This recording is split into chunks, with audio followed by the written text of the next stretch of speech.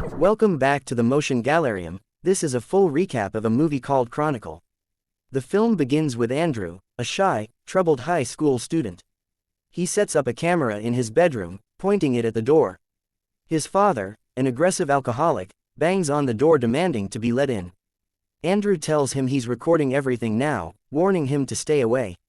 His father is annoyed, but leaves. Andrew turns the camera to himself and explains he's documenting his life. We see his world. His mother is bedridden, dying from illness, and his father is abusive. At school, Andrew is bullied and mocked, his camera making him stand out even more. His only connection is his cousin Matt, who picks him up for school but is often frustrated by Andrew's behavior. At a rave party that night, Andrew wanders around with his camera, awkward and uncomfortable. He's harassed by a drunk, punched, and pushed away. Humiliated, he steps outside. That's when Matt and Steve, one of the most popular kids in school, call him over. They've discovered something strange in the woods, and they need Andrew's camera. The three boys walk into the forest and find a massive hole in the ground. They crawl inside, their camera light revealing strange patterns on the walls. At the end of the tunnel is a glowing, pulsating crystal-like object. It vibrates, makes strange sounds, and pulls them closer. Suddenly, it surges with energy. The boys scream as their camera cuts out. Later footage shows the boys testing something new, telekinesis. They can move objects with their minds.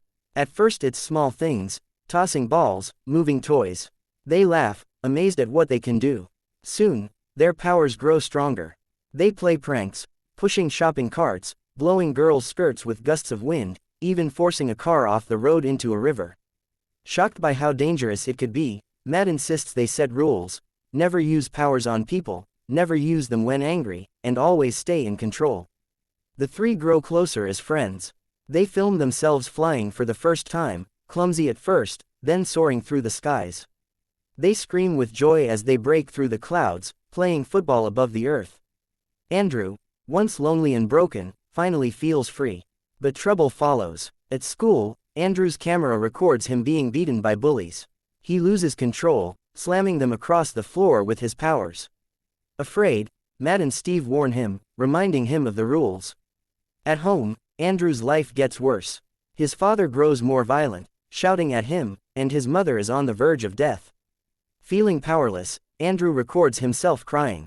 His camera is the only place he can speak freely. The group keeps practicing. During a thunderstorm, Andrew pushes himself too far, flying higher than ever.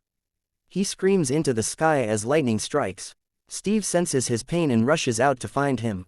Using their bond, Steve locates Andrew in the storm. But tragedy strikes, Andrew loses control, and lightning kills Steve instantly. At Steve's funeral, Matt confronts Andrew. Andrew blames himself but doesn't admit it out loud. Their friendship fractures. Matt warns him not to use his powers anymore. But Andrew starts to see himself differently. He tells his camera about the apex predator theory, how lions don't feel guilty for killing weaker animals. He believes he's evolving beyond humanity, no longer bound by rules or morals.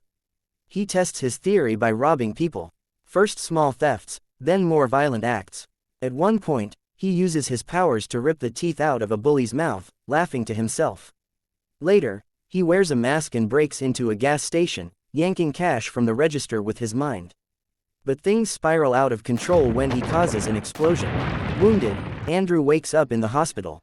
His father sits beside him, furious, accusing him of being a failure and responsible for the accident. He screams at him, threatening violence. But Andrew, now consumed by rage, has had enough.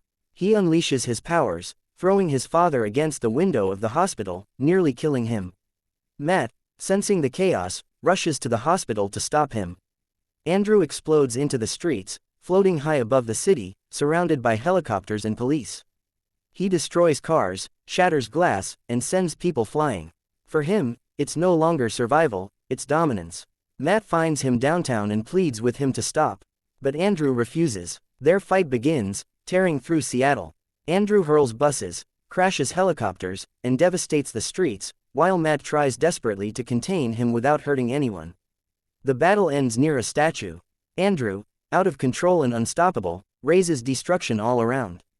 Realizing he has no choice, Matt grabs a spear from the statue and drives it into Andrew, killing him.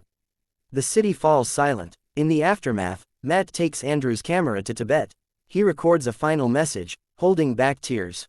He promises to use his powers for good, to honor Steve, and to remember Andrew despite everything he became. He sets the camera down, walks away, and the movie ends. If you've enjoyed the video, hit that subscribe button for more videos like this one.